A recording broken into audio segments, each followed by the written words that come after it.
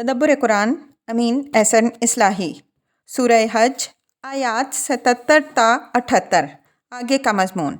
یہ خاتمہ اس سورہ کی آیات ہیں۔ اوپر آپ نے دیکھ لیا کہ کفار قریش کو غدار اور خائن ثابت کر کے وراثت ابراہیمی اور تولیت بیت اللہ کے لیے ان کو بالکل نااہل قرار دے دیا، اور ساتھ ہی یہ اشارہ بھی فرما دیا کہ اس کے تولیت کے اصلی حقدار یہ مسلمان ہیں جو وہاں سے نکالے گئے ہیں، اور یہ ان کو یہ اجازت بھی دے دی گئی کہ وہ بیت اللہ کی آزادی اور تطہیر کے لیے جہاد کرنے کا حق رکھتے ہیں۔ اب آگے کی آیات میں مسلمانوں کو وہ ہدایات دی جا رہی ہیں جو اس عظیم ذمہ داری کے تقاضوں سے عہدہ برا ہونے کے لیے ضروری ہیں۔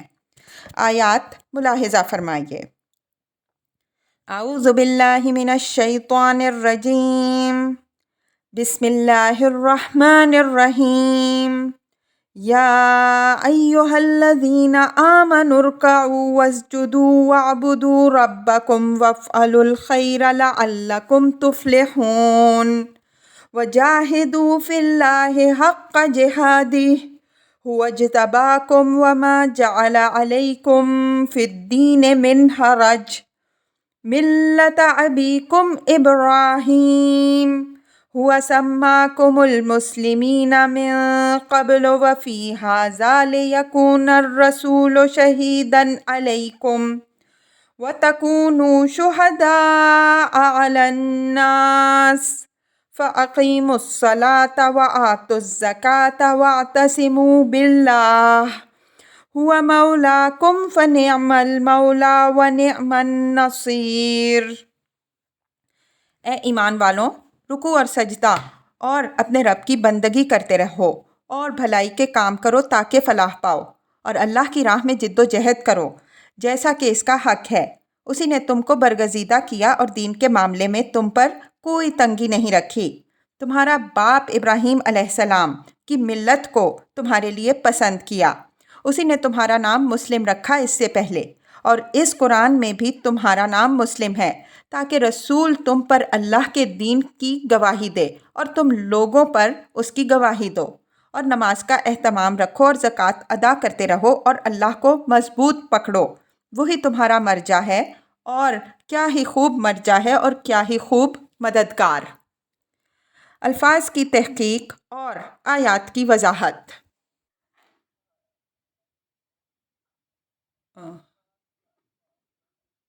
یا ایہا الذین آمنوا ارکعوا واسجدوا واعبدوا ربکم وافعلوا الخیر لعلکم تفلحون۔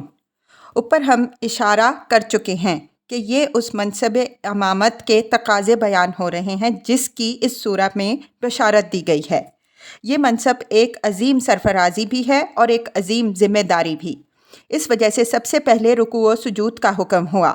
رکوع و سجود نماز کی تعبیر ہے، لیکن ہم توبہ 112 کے تحت اشارہ کر چکے ہیں کہ ان لفظوں سے جب نماز کی تعبیر کی جاتی ہے تو اس سے صرف فقط نمازیں ہی مراد نہیں ہوتی، بلکہ یہ نمازوں کے اندر شغف و انہماک کی طرف بھی اشارے کرتے ہیں، اور خاص طور پر ان سے تہجد کی نمازیں مراد ہوتی ہیں جن کا اہتمام عظیم ذمہ داریوں کا اہل بننے کے لیے ضروری ہے۔ یہ موقع، جیسا کہ ہم نے اشارہ کیا، سرفرازی اور ذمہ داری دونوں کا ہے۔ اس وجہ سے شکر گزاری کے پہلو سے بھی نماز کی ہدایت ہوئی اور آنے والی ذمہ داری کا اہل بننے کے پہلو سے بھی۔ یہاں اسی سورہ کی آیت 41 پر بھی ایک نظر ڈال لیجئے، جس میں مسلمانوں کو یہ بتایا گیا ہے کہ حرم کی تولیت کے لوازم کیا ہیں اور ان سے ان کا رب ان کو اس منصب پر سرفراز کرنے کے بعد کیا توقع رکھتا ہے۔ وَاعْبُدُوا رَبَّكُمْ، یہ خاص کے بعد عام کا ذکر ہے، اور عبادت جیسا کہ ہم اس کے محل میں واضح کر چکے ہیں اطاعت کے مفہوم پر بھی متضمن ہے، لیکن زندگی کے سارے گوشوں میں خدا ہی کی بندگی اور اسی کی اطاعت کرو۔ وَافْعَلُوا الْخَيْرَ، یہ اس سے بھی زیادہ عام ہے، یعنی مزید نیکیاں اور بھلائیاں بھی کرو۔ یہ ان نیکیوں اور بھلائیوں کی طرف اشارہ ہے جن کا درجہ اگرچہ فرائض اور اوامر کا نہیں ہے، لیکن وہ فضائل و مکارم میں داخل ہیں اور زندگی کے سنوارنے میں ان کو بڑا دخل ہے۔ لعلکم تفلحون، یعنی ان کاموں کا اہتمام کرو تو اس سے اس تمکن فی الارض کی صلاحیت بھی تمہارے اندر ابھرے گی جس کا تم سے وعدہ کیا جا رہا ہے، اور آخرت کی بازی جیتنے کی اہلیت بھی تم میں پیدا ہوگی۔ وجاہدوا فی اللہ حق جہادہ هو اجتباکم وما جعل علیکم فی الدین من حرج ملۃ ابیکم ابراہیم هو سماکم المسلمین من قبل وفی ھذا لیکون الرسول شہیدا علیکم وتکونوا شہداء علی الناس فاقیموا الصلاۃ وآتوا الزکاۃ واعتصموا باللہ هو مولاکم فنعم المولا ونعم النصیر۔ فجاہدوا فی اللہ حق جہادہ، اوپر کی اخلاقی اور روحانی تیاری کے ساتھ ساتھ یہ پورے تن من دھن کے ساتھ عملی جد و جہد کی ہدایت ہوئی۔ جہاد سے مراد یہاں قتال نہیں، وہ مشروط بشرائط و حالات ہے۔ اس کا ذکر آیات 38-41 میں گزر چکا ہے۔ یہاں اس سے مراد ہر وہ جد و جہد ہے جو اللہ کے کلمے کو بلند کرنے کے لیے بندے کے امکان میں ہو۔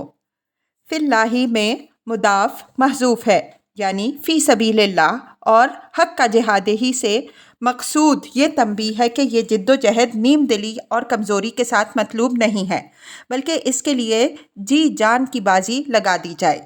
هو اجتباکم وما جعل علیکم فی الدین من حرج، یعنی جو خدا تم سے اس جہاد کا مطالبہ کر رہا ہے وہی ہے جس نے اپنے دین کامل کی عظیم امانت کا حامل بنانے کے لیے تمہارا انتخاب کیا ہے۔ انتخاب کیا ہے یعنی دوسروں کو خواہ قریش ہوں یا یہود معزول کر کے انتخاب کیا ہے، تو اس انتخاب کی لاج رکھو اور قوموں کی امامت کے اس منصب کی ذمہ داریوں کو پورے عزم و جزم کے ساتھ سنبھالو۔ وما جعل علیکم فی الدین من حرج، یعنی اس دین میں تمہارے اوپر اس طرح کی قیدیں اور پابندیاں نہیں ہیں جیسی کہ یہود کے دین میں تھیں۔ اللہ نے اپنے فضل سے اس دین فطرت کو اس قسم کی پابندیوں سے محفوظ رکھا ہے۔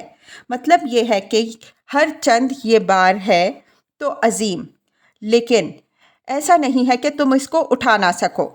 ملت ابیکم ابراہیم، یعنی یہ تمہارے باپ ابراہیم علیہ السلام کی ملت ہے، تو باپ کی ملت سے زیادہ اولاد کے لیے اور کون سی ملت مطلوب و محبوب ہو سکتی ہے؟ یہ امر ملحوظ رہے کہ یہاں اصل خطاب بنی اسماعیل سے ہے، جو نہ صرف یہ کہ حضرت ابراہیم علیہ السلام کی اولاد تھے بلکہ ان کو ان کی اولاد ہونے پر بڑا فخر اور ناز تھا۔ ملہ سے پہلے واتبعوا یا اس کے ہم معنی کوئی فعل بھی محذوف مان سکتے ہیں، اور تباکم کو کسی ایسے فعل پر متضمن بھی مان سکتے ہیں جو موقع سے مناسبت رکھنے والا ہو۔ میں نے مائدہ کی آیت 2 رضیت لکم الاسلام دینا کو پیش نظر رکھ کر تضمین مانی ہے اور ترجمہ میں اس کا لحاظ رکھا ہے۔ ہوا سماکم المسلمین من قبل وفی ھذا، یہ اس دین کے ملت ابراہیم علیہ السلام ہونے کی طرف اشارہ ہے کہ حضرت ابراہیم علیہ السلام ہی ہیں جنہوں نے تمہارا نام اس سے پہلے مسلم رکھا، اور پھر وہی نام تمہارے لیے اس دین میں بھی اختیار کیا گیا۔ بعض لوگوں نے ہم کا مرجع اللہ کو مانا ہے، لیکن میرے نزدیک یہ حضرت ابراہیم علیہ السلام کی اس دعا کی طرف اشارہ ہے جو بقرہ میں یوں وارد ہوئی: ربنا وجعلنا مسلمین لک ومن ذریتنا امۃ مسلمۃ لک۔ 129۔ اے ہمارے رب، تو ہم دونوں کو مسلم بنا اور ہماری ذریت میں سے ایک امت مسلمہ برپا کر۔ مقصود اس نام اور اس دعا کی طرف اشارہ کرنے سے مسلمانوں کی ہمت افزائی ہے کہ تم اپنے باپ ابراہیم علیہ السلام کی اس دعا کے مظہر ہو۔ اپنی اس تاریخ کو برابر یاد رکھو، اس سے یہ غلط فہمی کسی کو نہ ہوگا کہ اسلام یا مسلم کا لفظ سب سے اول حضرت ابراہیم علیہ السلام ہی نے استعمال فرمایا۔ اسلام تو تمام کائنات کی فطرت ہے۔ وَلَهُ أَسْلَمَ مَنْ فِي السَّمَاوَاتِ وَالْأَرْضِ، آل عمران 82۔ اور تمام انبیاء علیہم السلام کا دین ہمیشہ یہی رہا ہے۔ البتہ حضرت ابراہیم علیہ السلام نے حضرت اسماعیل علیہ السلام کی ذریت سے ایک امت کے پیدا ہونے کی دعا فرمائی تھی، اور اس کا نام انہوں نے پہلے ہی سے امت مسلمہ رکھا تھا۔ چنانچہ جب اس امت کا ظہور ہوا تو اللہ تعالیٰ نے اسی نام سے اس امت کو موسوم فرمایا۔ لِيَكُونَ الرَّسُولُ شَهِيدًا عَلَيْكُمْ وَتَكُونُوا شُهَدَاءَ عَلَى النَّاسِ بِعَيْنِیَا۔ یہی مضمون بقرہ 124 میں بدی الفاظ گزر چکا ہے۔